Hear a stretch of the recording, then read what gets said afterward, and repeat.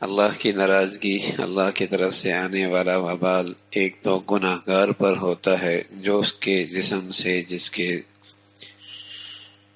جسم کے کسی حصے سے کوئی گناہ نکلے تو ایک تو اس پر بھی اللہ کا وبال آتا ہے، اور دوسرا ایک وبال کی شکل یہ ہے کہ اس گناہ کو کوئی شخص دیکھ رہا ہے، اور اس گناہ کو دیکھنے کے بعد اسے یہ اختیار ہے، قدرت ہے کہ اسے روک سکتا ہے، ہاتھ سے، زبان سے، کسی بھی اختیار سے اسے برا تو کم از کم سمجھ سکتا ہے، لیکن اسے اس کی فکر کوئی نہیں، مداہنت سے کام لیتا ہے، مداہنت سے کام لیتا ہے، اور نہ اس کے پیشانی پہ بل آتا ہے، نہ کان پہ جوں رینگتی ہے، جیسے کچھ ہے ہی نہیں، اگرچہ خود گناہ براہ راست نہیں کر رہا، لیکن اس کا معاملہ گناہ گار کے ساتھ اور اس کا معاملہ گناہ کے ساتھ یہ ہے جیسے کچھ نہیں ہوا، وہی دوستیاں، وہی یاریاں، وہی کھانا پینا، وہی بے تکلفی، وہی تعلقات، وہی سب کچھ جو پہلے گناہ سے پہلے گناہ کے بعد دونوں ہی برابر ہیں، تو یہ بھی اللہ کی طرف سے وبال آنے کا بہت بڑا ذریعہ ہے۔ لعن الذین کفروا من بنی اسرائیل، اللہ نے بنی اسرائیل کو اپنی رحمت سے محروم کر دیا۔ وجہ کیا بنی؟ کانوا لا یتناہون عن منکر فعلوا، وہ اس گناہ سے نہیں روکتے تھے جو وہ دیکھتے تھے۔ لبئس ما کانوا یفعلون، بہت برا کام کیا انہوں نے، بہت برا کام کیا۔ معاشرے میں گناہ طاقتور اسی وقت ہوتے ہیں جب نیکی کرنے والے گناہوں کے معاملے میں مداہنت اختیار کرنے لگتے ہیں، پھر گناہ کو، گناہ گار کو ہمت ملتی ہے، حوصلہ ملتا ہے، قوت ملتی ہے، گناہ کو طاقت ملتی ہے کہ یہ سب زندگی کا حصہ ہے۔ اس لیے اللہ نے قرآن میں یہ نہیں کہا کہ نیکی پھیلاؤ، امر بالمعروف نہیں کہا صرف، بلکہ کہا گناہوں سے بھی روکو، گناہوں سے بھی روکو، امر بالمعروف نہی عن المنکر، جہاں نیکی کو حکم آیا کہ نیکی کو پھیلاؤ، وہاں گناہ سے روکنے کی بھی تلقین آئی۔ وجہ یہی ہے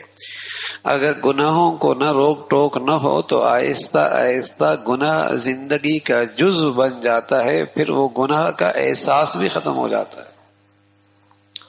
اس لیے قرآن نے جہاں بھی خیر پھیلانے کی بات کی، نیکی پھیلانے کی بات کی، وہاں ساتھ ہی فرمایا گناہ سے بھی روکو، گناہ سے بھی روکو، ورنہ ایسا ہوتا ہے کہ بس اوقات نیکیاں کرنے والے نیکیاں کر رہے ہوتے ہیں، لیکن ان کی زندگی میں گناہ ایسے رچے بسے ہوتے ہیں کہ انہیں اس کے گناہ ہونے کا احساس بھی نہیں رہتا، یہ بھی گناہ ہے۔ والمؤمنون والمؤمنات بعضهم اولیاء بعض یأمرون بالمعروف وینہون عن المنکر، ایمان والے، ایمان والیاں ایک دوسرے کے مددگار، معاون، مددگار، کیا کرتے ہیں؟ نیکی کی طرف بلاتے ہیں، گناہوں سے روکتے ہیں، ان کی شان یہ ہے۔ منافق کا کیا طرز عمل ہے؟ یأمرون بالمنکر وینہون عن المعروف، منافق کی نشانی قرآن نے یہ بتائی کہ وہ گناہوں کی طرف بلاتا ہے، نیکیوں سے روکتا ہے۔ المنافقون والمنافقات بعضهم اولیاء بعض یأمرون بالمنکر وینہون عن المعروف، یہ منافق ہے کہ وہ برائیوں کی طرف بلاتا ہے، نیکیوں سے روکتا ہے۔ ایمان والے، ایمان والیاں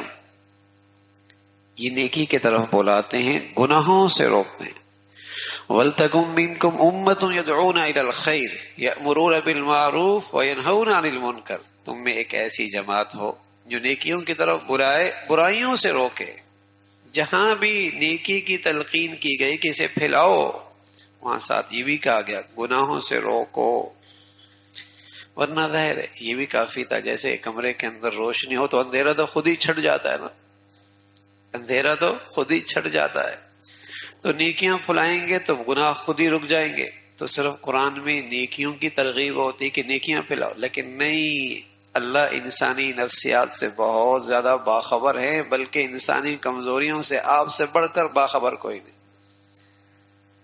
کہ اگر ان کا کہنا سننا چھوٹ گیا تو ایک وقت ایسا آئے گا کہ نیکیاں بظاہر بہت بڑی بڑیاں لیکن گناہ بھی چھوٹے نہیں، وہ بھی بہت بڑے بڑے،